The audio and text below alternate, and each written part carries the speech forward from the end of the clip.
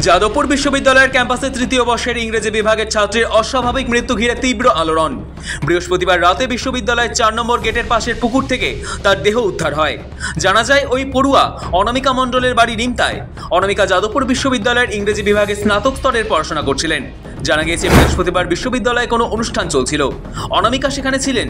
4 নম্বর গেটের কাছে ইউনিয়ন রুমের পাশ দিয়ে পুকুর পাড় বরাবর একটি সরু রাস্তা আছে, সেখান দিয়ে গেলে শেষ প্রান্তে রয়েছে দুটি শৌচাগার। অনামিকা সেদিকে গিয়েছিল কিনা, সেখান থেকে পুকুরে পড়ে গিয়েছেন কিনা খতিয়ে দেখা হচ্ছে।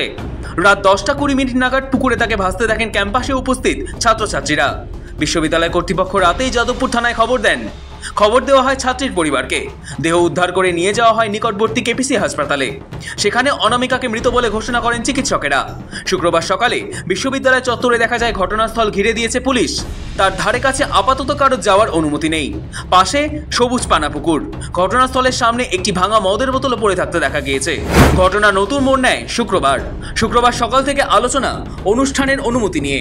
সংবাদ মাধ্যমে যাদবপুরের সহ উপাচার্য অমিতাভ দত্ত ড্রামা ক্লাবের অনুষ্ঠান প্রসঙ্গে জানিয়েছেন, অনুষ্ঠানে প্রয়োজনীয় অনুমতি নেওয়া হলেও বেশি রাত পর্যন্ত চলার অনুমতি দেওয়া হয়নি। যদিও তিনি আবার জানিয়েছেন, অনেক সময় নির্ধারিত সময় পেরিয়ে যায় অনুষ্ঠানের। আমাদের ড্রামা ক্লাবের প্রোগ্রাম ছিল। বিশ্ববিদ্যালয়ের যে অনেকগুলো ক্লাব রয়েছে যারা বিভিন্ন রকম কো কারিকুলার অ্যাক্টিভিটিতে বা এক্সট্রা কারিকুলার অ্যাক্টিভিটিতে পার্টিসিপেট করে, তার মধ্যে ড্রামা ক্লাব একটি, তাদেরই প্রোগ্রাম ছিল। তাদের প্রোগ্রামের পারমিশন তারা নিশ্চয়ই নিয়েছে। অনেক সময় যেটা হয়, খানিক মানে প্রোগ্রামটা কোনো সময় একটু ওভারশুট করে। প্রোগ্রামটা কত রাত অবধি চলেছে সেই বিষয়ে আমাদের আলো নিভিয়ে দেওয়া হয়েছিল প্রোগ্রামের সময়, এটা একটা অভিযোগ। এই ধরনের অভিযোগ, এগুলো সবগুলোই বোধহয় আপনি যেগুলো বলছেন অভিযোগ, এগুলো সম্পর্কে কোনো নির্দিষ্ট তথ্য আমাদের কাছে এখনো নেই। আমাদের তো একটা বড় ক্যাম্পাস, আমাদের সিকিউরিটির সংখ্যাতে একটা সমস্যা আছে, কারণ গত 2 বছরে অনেকেই অবসর গ্রহণ করেছেন। তো সীমিত সংখ্যক সিকিউরিটি স্টাফ নিয়ে আমরা কাজ করছি। তার মধ্যে পেট্রোলিং নিশ্চয়ই ছিল, পেট্রোলিং টিম হয়তো সেই সময় সেই জায়গাটায় ছিলেন না, সেটাও দেখতে হবে। তো আমরা চেষ্টা করব যাতে করে এই ব্যাপারে আরো নজর দেওয়া যায় এবং এই ধরনের ঘটনা ভবিষ্যতে আর যাতে। বিশ্ববিদ্যালয়ের ইংরেজি বিভাগের প্রধান জানান, বর্তমানে স্থায়ী উপাচার্য নেই বিশ্ববিদ্যালয়ে, তাই এখনো অভিভাবকহীন হয়ে রয়েছেন তারা। তবে তিনি বিশ্ববিদ্যালয়ের নজরদারি বাড়ানোর বিষয়টিতে আলোকপাত করেন।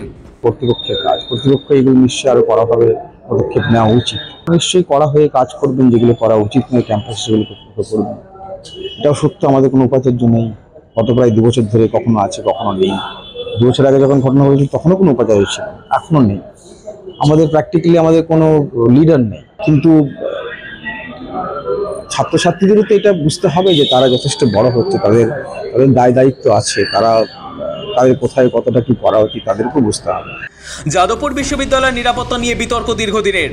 2023 সালে মেন হোস্টেলের বারান্দা থেকে পড়ে বাংলা বিভাগের প্রথম বর্ষের ছাত্রের মৃত্যুর পর কর্তৃপক্ষ কিছুটা তৎপর হয়েছিল। বাড়তি অনেক সিসি ক্যামেরাই তখন থেকেই রয়েছে ক্যাম্পাসে। 4 নম্বর গেটের সামনেও মোট 3টে সিসি ক্যামেরা দেখা যায়, কিন্তু একটিরও মুখ পুকুরের দিকে ঘোরানো নেই। অর্থাৎ ঘটনাস্থলে কোনো সিসি ক্যামেরাতেই পুরোপুরি ঘটনা দেখা যাওয়ার কথা নয়।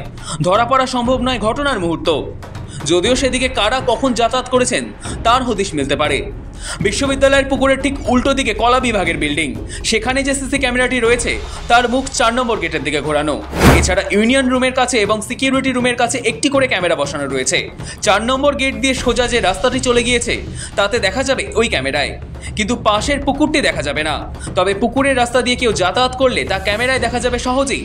ফলে অনামিকা কিভাবে পুকুরে পড়লেন তা এখনো অজানা। পুলিশ অস্বাভাবিক মৃত্যুর মামলা রুজু করে ঘটনার তদন্ত শুরু করেছে। শুক্রবার সকালে ছাত্রীর বাবাকে নিয়ে থানায় গিয়েছিলেন পুলিশ। পরে তাকে হাসপাতালে নিয়ে যাওয়া হয়। সেখানে মর্গে মেয়ের দেহ শনাক্ত করেন তিনি। সাংবাদিকদের প্রশ্নের উত্তরে গোটা সময়টাই মুখ খোলেননি বাবা।